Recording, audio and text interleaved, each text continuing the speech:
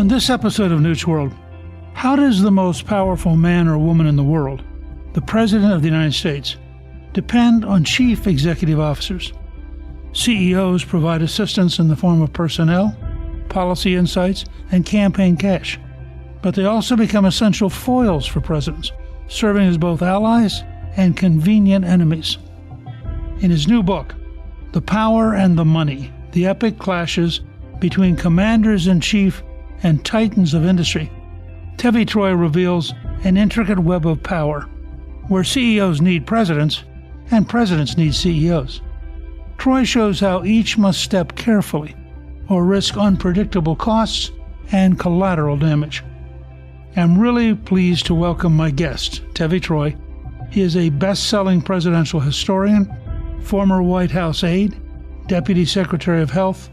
Dr. Troy is a senior fellow at the Bipartisan Policy Center, senior scholar at Yeshiva University's Strauss Center, and a visiting fellow at the Mercatus Center.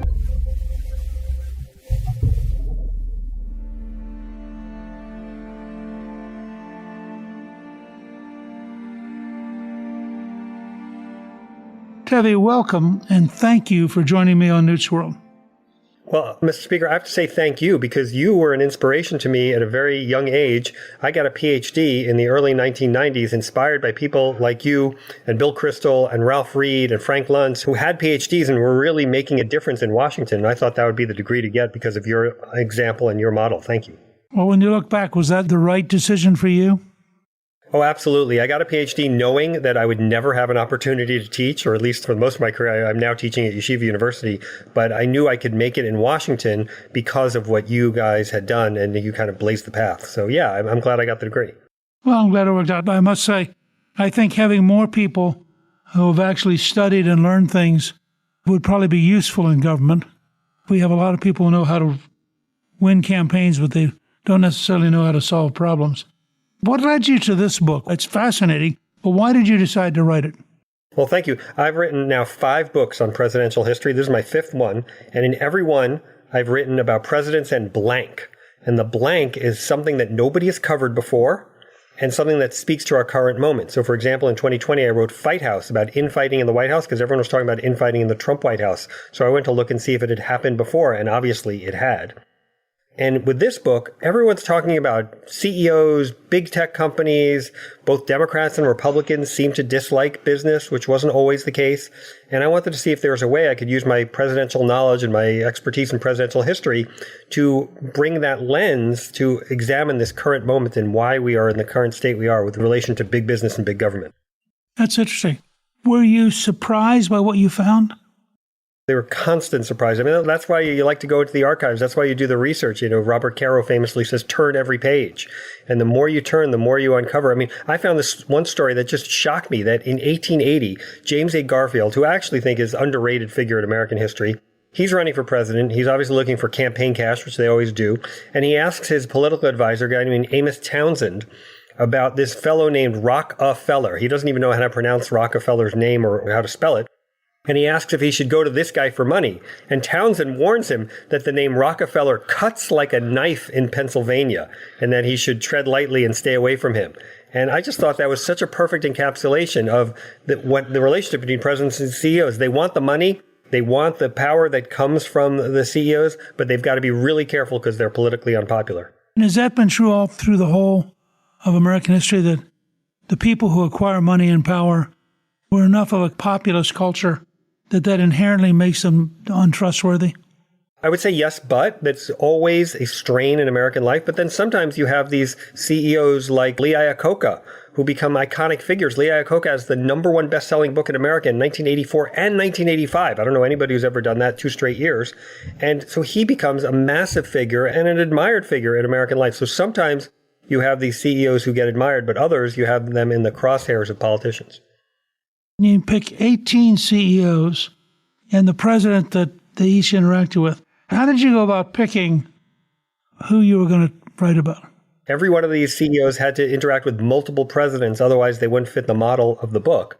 And what I did was I put together a bunch of index cards that my daughter helped me write. She graphically designed them, and it had the CEO, the industry they worked in, the company they worked for, the years in which they were in power, and the presidents they interacted with. And I mixed and matched these index cards and I put them on the floor, kind of like when you were playing with baseball cards as a kid, until I found the right mix of people who represented iconic American industries, had great stories of interacting with presidents, and could help me tell the story of the development of big business and big government over the last 150 years.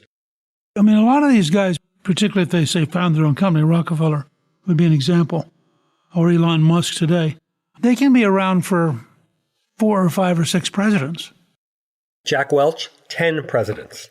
I think he's the record in my book. He interacted with the most presidents. But yeah, Rockefeller, he didn't really want to deal with them directly. But let's say from McKinley all the way through Franklin Roosevelt to some degree, because he's trying to help the U.S. get through the Great Depression. So yeah, these CEOs span a long period, and that's why I think they're interesting. The presidents have more power while they are in office, but these CEOs have more influence because of their longer tenures. Are they all sort of similar, or the 18 people you picked, are there significant differences? Oh, I mean, these people are massively different. In fact, in one of my appendices, I talk about the different models they use. And that's why I wanted to write the book, is to show the different models of CEO engagement. Some of them wanted to deal with Washington. Some wanted nothing to do with Washington, but Washington came after them. Some, like Steve Jobs, managed to skate free and stay away from Washington for most of their careers. So yeah, these are people with different approaches, different success stories, but they all had big egos and a lot of drive and an ability to go forward and make something of themselves in this great country that gives people so much opportunity.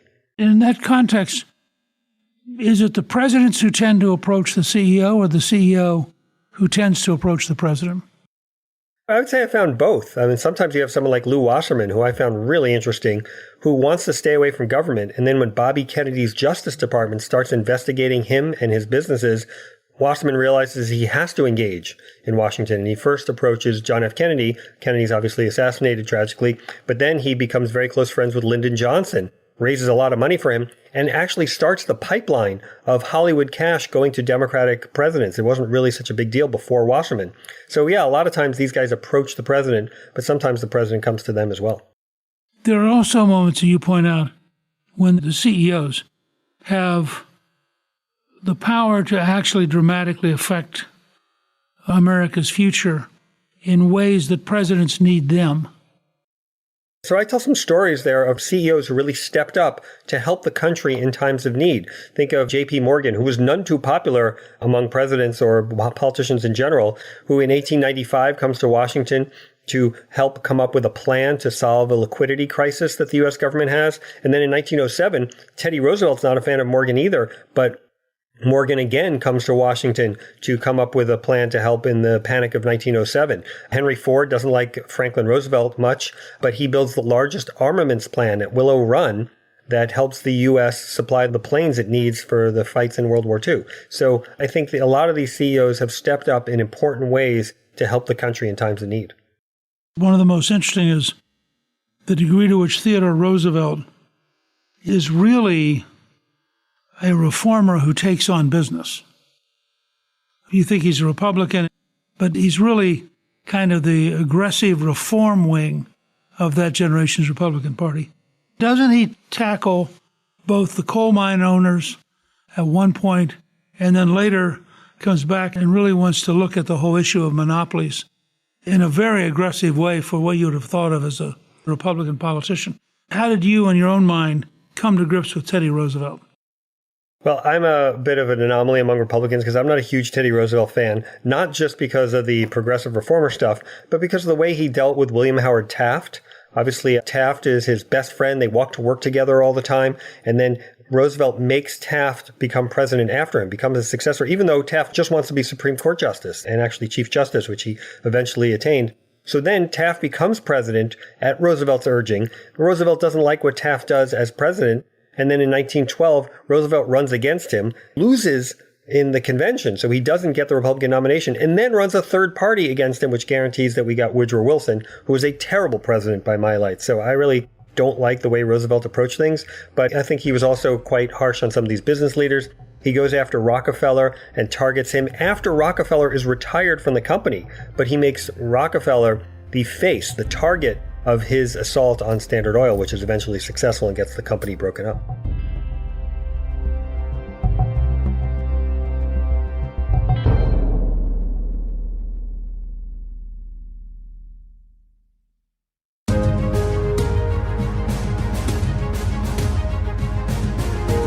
As you point out, when Roosevelt splits with Taft, for really the only time between the Civil War and Franklin Delano Roosevelt, the Democrats have real power on the left. I mean, Grover Cleveland was a very conservative Democrat. But Wilson is actually not just a college professor in the classic sense, but he is a elitist, big government, almost a totalitarian in World War I. Were there business leaders who worked with him?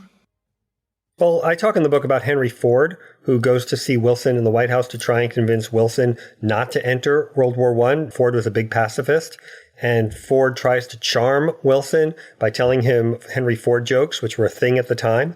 But Wilson doesn't want to hear much of it and eventually has Ford escorted from the White House.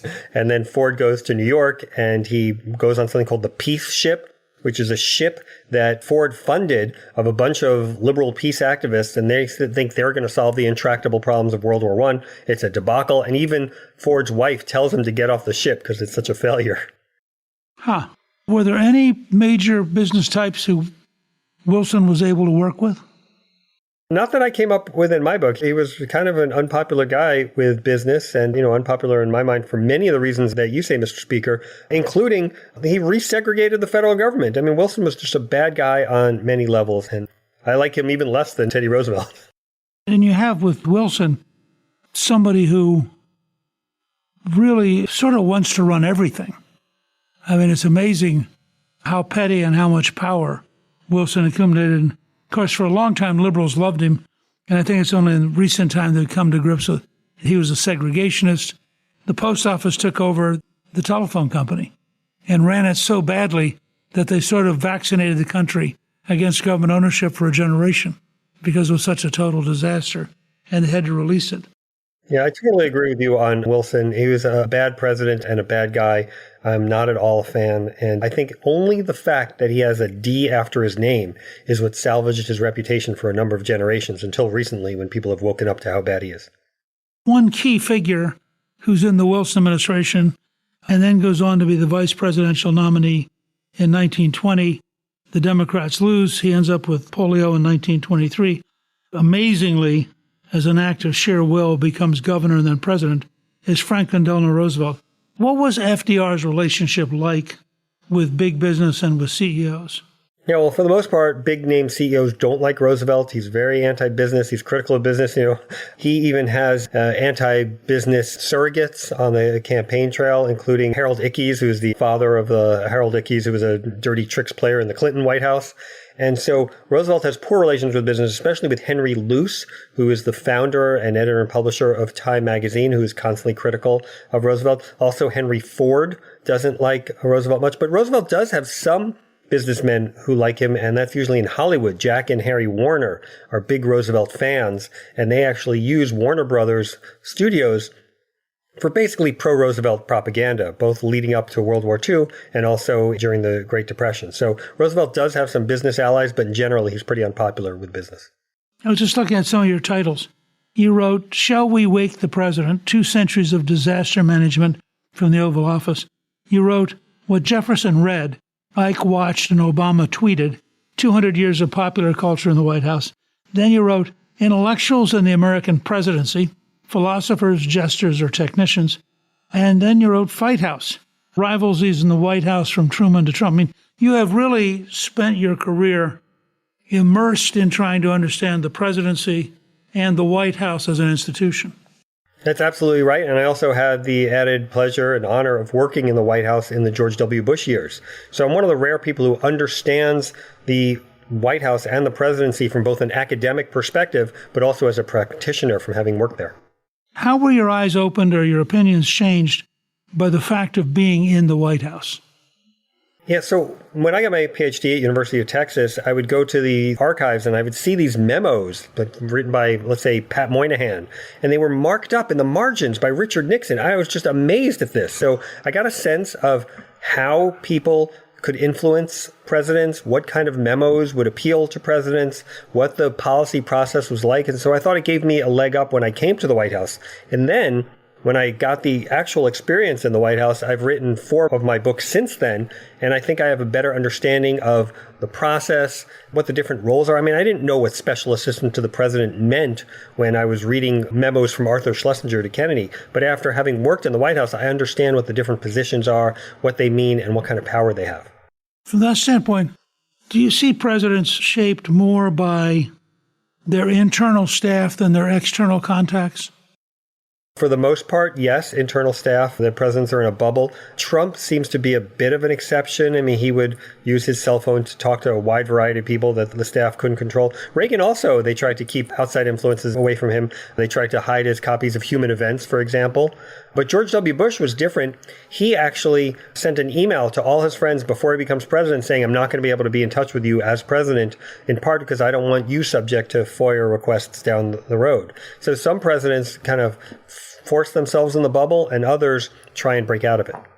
When you look at these relationships, how many of the presidents had an actual personal relationship with CEOs as opposed to just a professional relationship? Well, I think there's a number of them who have close relationships. Lou Wasserman, for example, has really close relationships with Lyndon Johnson. And in one instance, he's leaving Johnson's bedroom at 2 or 3 in the morning. He runs into Lady Bird Johnson and he apologizes for keeping the president up. And Lady Bird says to him, don't apologize. He loves this. He lives for his conversations with you. Because there's this factor that you'll understand, Mr. Speaker, about the loneliness of leadership. When you're at the top, you don't have any real peers. Everybody is subordinate to you and in some ways gunning for you to a degree. And you don't have people who you can really relate to. But these big name CEOs, they can relate to the presidents because they're both at the top of their fields. They're not necessarily in competition with one another, and it allows them to have honest, meaningful conversations.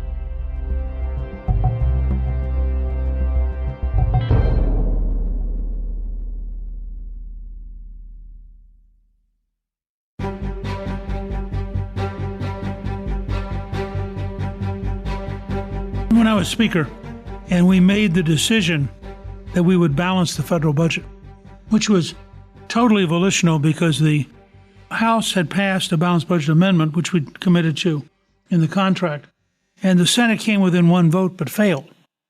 So we were sitting here, we'd done what we said we would, but it hit us that I think we had 305 votes in the House and 66 in the Senate for a balanced budget amendment. So we had dinner one night with our leadership and said, what if we pretend it passed? We'd committed to balancing the budget in 7 years if it passed. And so we literally talked a couple hours and decided collectively, we're going to balance the budget. We're just going to behave as though we'd passed the amendment. Well, as part of that process, we got the roundtable to bring in CEOs. I was particularly intrigued with this particular book of yours because I knew what it meant to us. And every Wednesday night, we would have a dinner in the House with about 10 to 15 CEOs that had been brought together by the roundtable. I would explain to them that the size of change we needed was about the same as the total budget of General Motors, which at that time was the biggest company. And that this was a very big effort, and we're very serious about it, but how would you approach it? And week after week after week, the CEOs collectively gave us the same 3 pieces of advice. They said, first, you have to set very big goals with very short time horizons. Second, you have to delegate like crazy. This is too big for any small group to do. And third, you can't allow any experts in the room because they'll tell you what you can't do. We would take notes, and it was amazing, and that was the model. And of course, as you know, we balanced the budget for 4 straight years. In that sense, those CEOs had a huge impact because I don't know that we would have figured that out on our own. But because they'd been running companies and they'd been making big decisions and they'd been forced to figure out how to succeed, they could give us a kind of contact with reality and a sense of experience that was really, really important. Yeah, and they know how to manage large systems. It kind of reminds me of what Jared Kushner used to say when he was in the Trump White House, and people would say, well, we can't do this, we've tried it already. He would say, I'm not burdened by your experience. That's the way DARPA works, the Defense Advanced Research Projects Agency. You only go in there for like 3 or 4 years, and then you leave. And part of their reasoning is they don't want the next wave to know what you can't do. Right. Technology changes, science changes, and maybe something that didn't work 8 years ago might work now. But if you're burdened by the knowledge it didn't work, you might not try it. I think that's a key part of it. When you look at all this, what do you wish the American people understood about the presidency? I think when I first came to the White House, I was told by a kind of White House veteran saying the president really only does 2 things.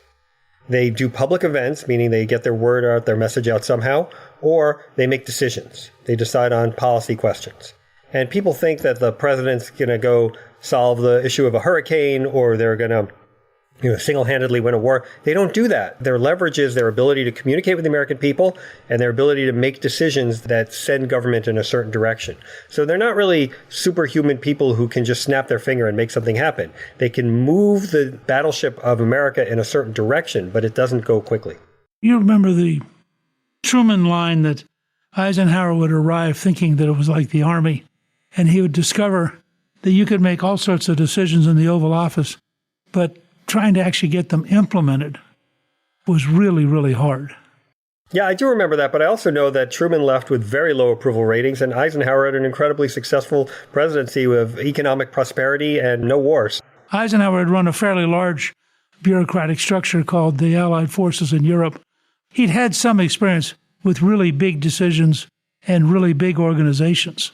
Right. So I am a fan of Truman, but I think he gave Eisenhower short shrift in that instance. Well, I think he was irritated by Eisenhower because they tried to recruit him as a Democrat. And he wouldn't come. He was a Kansas Republican at heart.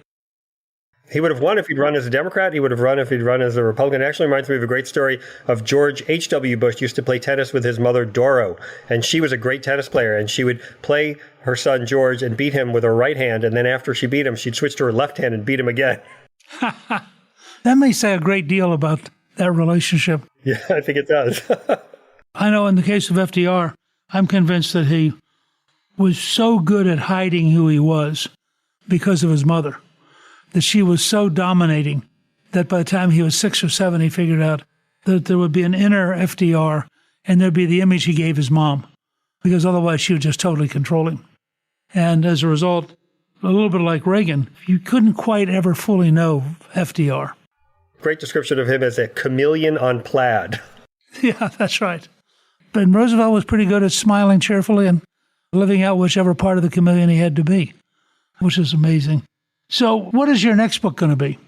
I write books about presidents and the blank is something that nobody's done before, and it speaks to our current moment. So I don't know what our current moment's going to be in 4 or 5 years. I actually have this theory that you can't write books too frequently. My mentor was a guy named Ben Wattenberg. And Wattenberg once was talking about a colleague of ours who would write books every year and complain that he didn't get enough attention, that he wasn't reviewed in all the places. And Ben said to me once privately, that guy would have twice as much influence if he wrote half as many books. And so I like to take some time between books, let it percolate, see what's going on. We're going to have a new president in a couple of months. And I don't know if it's going to be Harris or Trump, but somewhere around 28 or 29, we're going to have a different era. We'll have some different tendencies or trends that are going on, and that's what I'm going to want to write about. So in a sense, you respond to what you see as what the country needs to learn. Now, do you teach a course on the presidency? I do. I teach at Yeshiva University in New York, and I go up there Mondays and Tuesdays, and I also teach a class on great American political thinkers. But I never really had a teaching opportunity until just recently when Yeshiva reached out to me. And because of what's going on in the universities, and I'm so upset about it, I went to Cornell University, but I wouldn't send a kid there now. So I decided to try and help Yeshiva because I think these religious schools are slower to take on the excesses of the woke left. I think they're resistant to some of those fevers. And so I think they're a better place to get an education these days. I'm an optimist that I think the tide may be beginning to shift in terms of wokeism, but that may be a sign I'm delusional. Yeah, I got to give a great stat here. Ben Sass, who I'm sure you're a fan of, I'm a big fan, and he actually helped me think through the ideas in this book. He says that Harvard is not in the top 25 of schools based on SAT scores. How do you claim to be the top school if you don't let in the top students? It's just astounding to me. But the more people know that, the more people realize that there's all kinds of great places you can go in this country. You can go to Vanderbilt or you can go to Emory. I mean, there are other places that are not infected by this wokeism and this kind of single-minded thinking, and you can get a real education there. Yeah, I think in that sense that the Ivy League schools have taken a substantial decline from where they were. I think the number of people applying has gone down just because people don't want to go and be brainwashed. My thought on it is, yes, I don't want my kids brainwashed, but you can correct for that to some degree. But I also don't want my kids to feel unsafe. Obviously, I'm Jewish, and my kids don't feel safe on these campuses. So there's only so much you're willing to take to get one of these fancy degrees. Yep, that's exactly right. I think it's extraordinary what you have been doing. I actually think it's very clever to start with the idea of the president and then try to figure out what is a topic worth pursuing.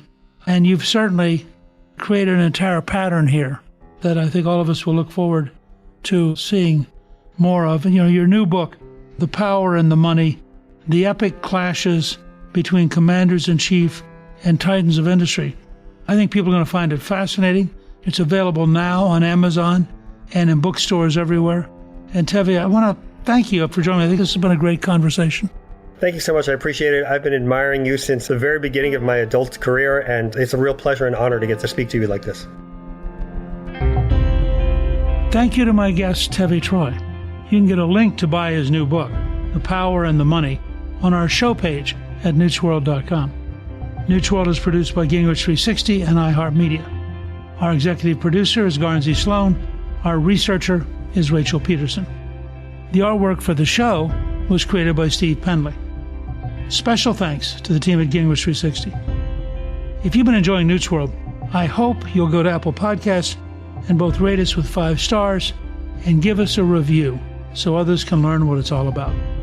Right now, listeners of Newt's World can sign up for my 3 free weekly columns at gingrich360.com/newsletter. I'm Newt Gingrich. This is Newt's World.